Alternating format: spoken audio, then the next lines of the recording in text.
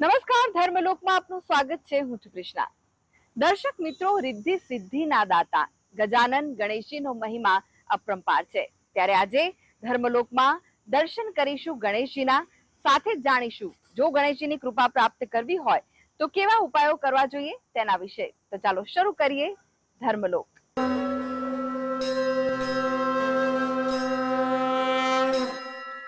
કેશોદમાં બિરાજે છે રિદ્ધિ સિદ્ધિના દાતા સિદ્ધિ વિનાયક. જી હા, આ ગણેશજીનો મહિમા અપરંપાર છે. આ ગણેશ મંદિર બનાવવા પાછળ એક કારણ પર રહેલું છે.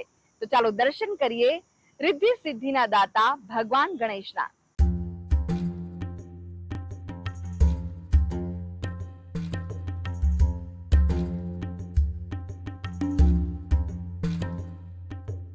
જ્ઞાન અને શક્તિના દેવતા ગણેશજી માણસના શરીરમાં રહેલા 7 ચક્રમાંથી પહેલા ચક્ર મૂળાધારના દેવતા છે. કુંડલીની જાગરણ ગણપતિની આરાધનાથી જ શક્ય બને છે. કહેવાય છે કે જ્યાં બુદ્ધિ અને વિવેક હોય ત્યાં અમંગળ થતું નથી. ગણેશ બુદ્ધિ અને જ્ઞાનના દેવતા છે, એટલે જ્યાં મંગળની કામના હોય ત્યાં પહેલા ગણપતિને આમંત્રણ આપવામાં આવે છે. ત્યારે કેશોદ શહેરના નહેરુનગરમાં આવેલા ગણપતિ મહારાજ મંદિરમાં બિરાજે છે સિદ્ધિ વિનાયક ગણપતિ. આ ગણપતિને બોલતા ગણપતિ પણ કહેવાય છે. જે કોઈ દર્શનાર્થી આવે તો બોલતા ગણપતિના દર્શન કરતા કંઈક અલગ જ અનુભૂતિ કરે છે. અહીંયા આવતા ભક્તોની મનોકામના પૂર્ણ થાય છે. ખાસ આ મંદિરમાં પુત્ર પ્રાપ્તિ માટે યુગલો આવતા હોય છે. છેલ્લા 12 વર્ષથી ભગવાનને પૂજા કરું છું. બહુ સરસ ભાવથી ભગવાનની પૂજા ટાઈમ ટુ ટાઈમ થાય છે અને ખરેખર અમારા ગણપતિ મહારાજ એવા પ્રસન્ન છે કે લોકો માનતા માને છે. દર મહિને 2 થી 3 માનતા એવી હોય કે સંતાન પ્રાપ્તિ માટે આવે છે અને ચોકલેટ ભારોભાર છોકરાઓને જોખે છે, પેડા ભારોભાર જોખે છે, પછી ગોળ ભારોભાર, સાકર ભાર, જેની ભાવના એ પ્રમાણે 2 થી 3 માનતા દર મહિને હોય છે. અને ખરેખર ભગવાન બહુ દયાળુ છે અને ખરેખર જે ફળ તમે માંગો એ જ તમને ફળ આપે છે. બહુ દયાળુ ભગવાન છે. માટે આવા ભાવિકો માટે ખરેખર સિદ્ધિવિનાયક ભગવાન આશીર્વાદરૂપ છે.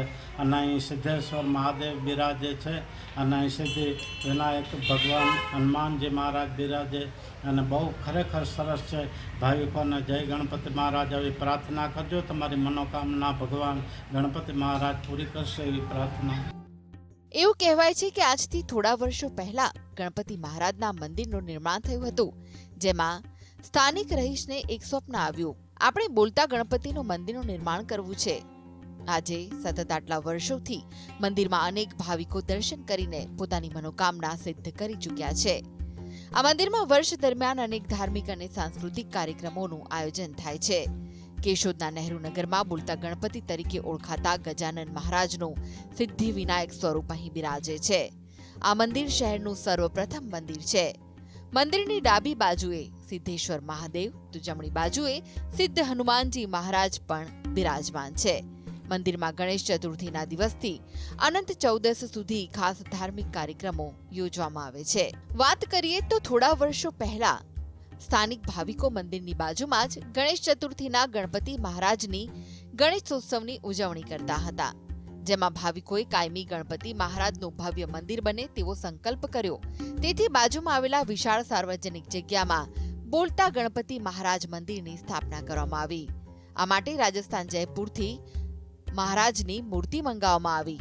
મંદિર ટ્રસ્ટીએ જયપુરના કારીગરો પાસે સંપૂર્ણ આરસ પહાણમાં નિર્મિત મૂર્તિ બનાવી જે પ્રતિમા મંદિરમાં સ્થાપિત કરાઈ. આ મંદિરમાં દર વર્ષે હિન્દુ મહિના પ્રમાણે ચોથના દિવસે ગણપતિ મહારાજનો જન્મદિવસ ઉજવાય છે. ગજાનન મહારાજના સાનિધ્યમાં સ્થાપના વાર્ષિકોત્સવ, બટુક ભોજન, સત્સંગ યોજવામાં આવે છે. અહીંયા ગણેશોત્સવ દરમિયાન ગણેશ પુરાણ જેવા ધાર્મિક કાર્યક્રમો પણ રાખવામાં આવે છે, જેનું રસપાન કરવા ભાવિકો મોટી સંખ્યામાં ઉમટી પડે છે. મધ્ય ભાગમાં આવેલા નહેરુનગર વિસ્તારમાં આ અમારા બોલતા ગણપતિ છે. આ મંદિરની સ્થાપના 2/6/2009ના રોજ, એટલે કે 13 વર્ષ પૂરા થયા. આ મંદિરની પૌરાણિક રીતે આપણે વાતચીત કરીએ તો સૌપ્રથમ અમે લોકો પહેલાં ગલીમાં ગણપતિ કરતા હતા. 13 વર્ષથી ઉપર સમયમાં અમે ત્યાં ગલીમાં ગણપતિ કરી પછી સૌએ વિચાર્યું કે આપણે ગણપતિજીની સ્થાપના કરીએ.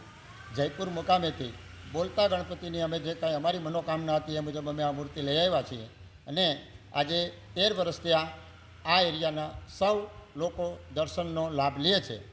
ઉપરાંત આ ગણપતિને જે કોઈ મનોકામના માને છે તે આ ગણપતિ પૂરા કરે છે એવી અમારી દરેકની શ્રદ્ધા છે અને અમારી શ્રદ્ધા 100% ફળે છે. ઉપરાંત આ મંદિરની અંદર વાર્ષિક અવનવા દરેક પ્રોગ્રામ થાય છે, જેમાં સંકટ ચોથને દિવસે બટુક ભોજન દર મહિને ફરજિયાત. ઉપરાંત વાર્ષિક ઉત્સવ અમારો એટલે કે પાટોત્સવ અમે ઉજવીએ છીએ, નંદોત્સવ પણ ઉજવીએ છીએ, ગણપતિનો જન્મદિવસ પણ સારી રીતે ઉજવીએ છીએ. આ રીતે અવનવા ધાર્મિક દરેક પ્રોગ્રામ આ ગણપતિની અંદર, આ ગણપતિ મંદિરની અંદર અમે સૌ સારી રીતે ઉજવીએ છીએ. સૌ આજુબાજુ રહેતા એરિયાવાસીઓ આ મંદિરને પૂરી શ્રદ્ધાથી માને છે અને આદરથી સૌ દર્શનનો લાભ લે છે. ગણપતિ મહારાજના મંદિર નિર્માણ થશે તેવું ભાવિકોને સ્વપ્ને ખ્યાલ નહોતો, પરંતુ 26 વર્ષ પહેલા રોપાણું હતું એટલે સ્થાનિકો દ્વારા 26 વર્ષ પહેલા બાજુની શેરીમાં ગણેશોત્સવની શરૂઆત કરી હતી અને પછી જ અહીંયા મંદિરનું બાંધકામ શરૂ થયું. આજે પણ આ મંદિરમાં દિવસભર દરમિયાન રોજ ઘંટારો સંભળાય છે. અહીંયા મહિલાઓ ખાસ પુત્ર પ્રાપ્તિ માટે આવે છે અને માનતા પૂર્ણ થતાં જ મહિનામાં 2 વખત સાકર, ગોળ, ચોકલેટથી તુલા કરીને માનતા પૂર્ણ કરવામાં આવે છે. ગણેશ શિવજી અને પાર્વતી માતાના પુત્ર છે. તેમનું વાહક મૂષક છે. ગણોના સ્વામી હોવાના કારણે તેમનું એક નામ ગણપતિ પણ છે. જ્યોતિષમાં તેમને કેતુના અધિપતિ દેવ માનવામાં આવે છે અને જે પણ સંસારના સાધન છે તેમના સ્વામી શ્રી ગણેશજી છે, જેના કારણે તેમનો મહિમા પણ અપરંપાર છે. Dharmalok desk, GSTV. તો દર્શક મિત્રો, હવે જાણીએ જાણીતા જ્યોતિષાચાર્ય ડોક્ટર હેમિલભાઈ લાઠિયા પાસેથી ગણેશજીની કૃપા પ્રાપ્ત કરવાના ઉપાયો. નમસ્કાર. ગણપતિ દાદાનું નામ આપણે સામાન્ય રીતે કંઈ પણ પ્રકારની પૂજા પાઠ કરતા હોય ને તો સૌ પ્રથમ આપણે લેતા હોઈએ છીએ. કોઈ પણ ધાર્મિક વિધાનમાં ગણપતિનું પૂજન પણ અનિવાર્ય બનતું હોય છે. તમે કોઈ વૈદિક પૂજા કરો કે કંઈ પણ પૂજા, તો એમાં ગણપતિ દાદાનું કોઈ પણ રીતે કોઈ પણ જગ્યાએ નામ સ્મરણ વિદ્વાનો લેતા હોય જે તે વિધિ વિધાનને અનુલક્ષીને, એવું આપણે જોતા હોઈએ છીએ. ગણપતિ દાદાના ભક્ત પણ ગણપતિ દાદાની કૃપા કાયમ એના પર રહે એના માટે પણ વિવિધ પ્રકારની ભક્તિ માર્ગદર્શન મુજબ, શ્રદ્ધા મુજબ કરતા હોય છે. ખાસ કરીને આપણે એમ કહેવાય છે કે ગણપતિ દાદાની પૂજા કરવાથી વિઘ્ન દૂર થાય છે. બીજી બાજુ કે જે અવિવાહિત છે અને મંગળ દોષ છે તો એમાં પણ રાહત થાય છે. સૌથી અગત્યની વસ્તુ એ જોવા મળે છે કે જે લોકોને ઋણ એટલે કે દેવું વધી ગયું હોય અને એ દેવું ઓછું કરવામાં વિટંબણા આવતી હોય ને, તો ગણપતિ દાદાની ખાસ પૂજા માર્ગદર્શન હેઠળ જો ઘરે બેસીને કરવામાં આવે ને તે ખૂબ જ ફળદાયી બને છે. એવું કહેવાય છે કે દેવું વધી ગયેલું હોય અથવા તમે કોઈ જગ્યાએ લોન લીધી હોય એ સરળતાથી પણ જો ભરપાઈ થાય ને એના માટે પણ ગણપતિ દાદાનું પાઠ કરવો જોઈએ. એના માટે ખાસ આપણા શાસ્ત્રમાં ઋણ મોચન મંગલ સ્તોત્રના પાઠ છે. એ પાઠ સાથે ગણપતિ દાદાના પણ પાઠનું પઠન કરવામાં આવે ને તો તમારા આ પ્રશ્નનું સમાધાન સરળતાથી થાય ને એવું પણ વિદ્વાનો માર્ગદર્શન હેઠળ આપતા હોય છે. એ ઉપરાંત પણ એવું ગણપતિ દાદાના એવા કેટલાક વિશિષ્ટ પૂજા ભક્તિ પણ રહેલા છે જે ત્વરિત ફળ આપતા હોય છે. એમાં પણ ખાસ કરીને જોવા જઈએ ને તો આપણને જેને કે કોઈ મંગળ ગ્રહ સંબંધિત પીડા હોય, જમીન મકાન લેવા કે અથવા એ બાબતની કોઈ અન્ય સમસ્યા હોય કે કંઈ પણ બાબતની આપણને શત્રુ પીડા રહેલી હોય અથવા શારીરિક પીડા, તદ ઉપરાંત આપણે જોવા જઈએ ને તો જેને કે લોન એટલે કે દેવું વધી ગયું હોય એ ચૂકવવા માટે પણ હનુમાનજીની કૃપા માટે ખાસ કરીને ઘણા લોકો સિંદુરિયા ગણપતિ જે આવે છે ને એની એક પ્રતિમા, જેમાં ગણપતિ દાદા કોઈ આસન પર કે કોઈ સિંહાસન પર બેઠા હોય અને તમને આશીર્વાદ મુદ્રામાં હોય એ પ્રકારની પ્રતિમા નાની સરખી લાવી અને ગણપતિ દાદા સમક્ષ તમે લાલ એટલે કે કંકુવાળા ચોખા કરીને એક એક ચોખા અર્પણ કરીને ગણપતિ દાદાના કોઈ પણ મંત્રના પઠણ કરો ને તો ગણપતિ દાદા ખુશ થાય છે. સાથે તમે ગોળનો નાનો પ્રસાદ ધરો તો જેથી કરીને તમારે આ પ્રકારની જે સમસ્યા છે ને એ સમસ્યાથી તમને ખૂબ જ રાહત મળતી હોય તેવું અનુભવમાં વધુ આવેલું છે. એમાં પણ જો તમે માર્ગદર્શન લઈને કરો ને તો તમારું આ કાર્ય ખૂબ જ પદ્ધતિસર થતું હોય. તમને અર્થવસ્તુ સ્તોત્રના પાઠ બોલવામાં જો તમને સરળતા લાગતા હોય તો પણ બોલવા અથવા ગણપતિ દાદાના કોઈ પણ મંત્ર બોલવા એ તમારા માટે અગત્યના છે. સાથે સાથે જમણી સૂંઢના ગણપતિ છે ને એ પણ ત્વરિત ફળ આપે છે. એટલે જો તમે કોઈ મકાન લેવા માંગતા હોય અથવા તમારી જમીનમાં કંઈ પણ પ્રકારના વિવાદ થયા હોય તેવી વખતે પણ તમે જો ગણપતિ દાદા સિંદુરિયા ગણપતિ દાદા કે જમણી સૂંઢના ગણપતિ દાદાને સમયે પ્રાર્થના કરો ને તો પણ વિશેષ ફળદાયી બનતું હોય છે. અને આજકાલ તો લોન લેવી એ ખૂબ જ જેને કહે ને અનિવાર્ય જેવું બની જતું હોય છે ઘણીવાર, અથવા રૂટીન લાઈફમાં આવી જતું હોય છે કે કારણ કે ખરીદી કરવા પાછળ ક્યારેક પણ નાની મોટી લોન લેતા હોય, ધંધો વ્યવસાયમાં પણ નાની મોટી લોન ચાલતી હોય, તો એ લોન વ્યવસ્થિત ભરાય ને એના માટે પણ ગણપતિ દાદાની ભક્તિ ખૂબ જ ફળદાયી બનતી હોય છે. ગણપતિ દાદાના નામ સ્મરણ સાથે પણ જો લોનના હપ્તા ભરવામાં આવે ને તો પણ હપ્તા ભરવામાં સરળતા વધુ રહે છે. લોન ભરવામાં વિટંબણા પણ આવતી હોય, લોન રાબેતા મુજબ ના પણ ભરાતી હોય ને ત્યારે પણ જો કોઈ વિદ્વાનનું માર્ગદર્શન લઈ અને ગણપતિ દાદાની તમે ઘરે બેસીને જ પોતે જ એક પદ્ધતિસર પૂજા પ્રાર્થના કરો ને તો પણ તમારે આ સમસ્યામાંથી રાહત મળે એવું વિદ્વાનોના અનુભવમાં પણ આવેલું છે અને એના માર્ગદર્શનમાં પણ મળતા આવેલું છે.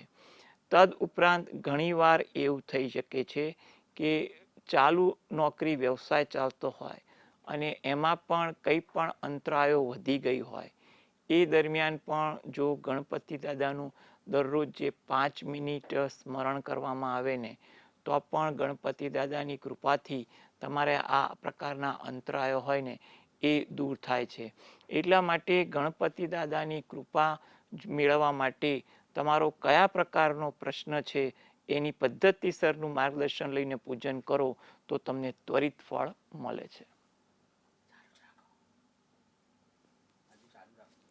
અને આના માટે તમારે ખાસ કરીને તમારા ઘરમાં ગણપતિ દાદાની પ્રતિમા જો મંદિરમાં હોય ને તો એક જ રાખવી, અને અન્ય ગણપતિ દાદા જો તમારે પૂજા માટે કે કોઈ ખાસ સાધના માટે લાવવાના હોય તો મંદિરની બહાર એક અલગ બાજોટ છે એ અથવા કોઈ એવું આંબાના વૃક્ષની પાટલી ટાઈપનું હોય અને આ પર લાલ વસ્ત્ર મૂકી અને ત્યાં મૂકીને જે તે સાધના જે તે સમય પૂરતી કરવાની હોય એ તપ કરવું એ વધુ વ્યવહારુ છે.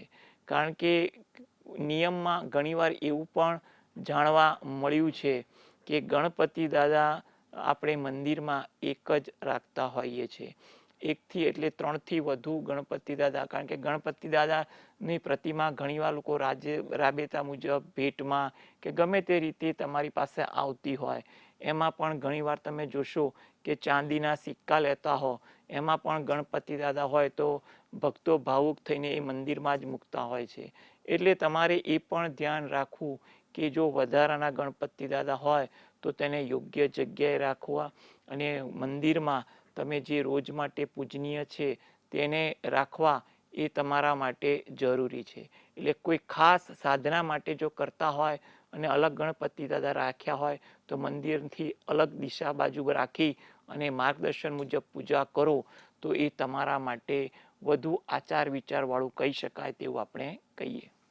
તો આ સાથે જ આગળ જોઈશું વિશેષ રજૂઆત સુખની શોધમાં. તે પહેલા લઈએ વિરામ.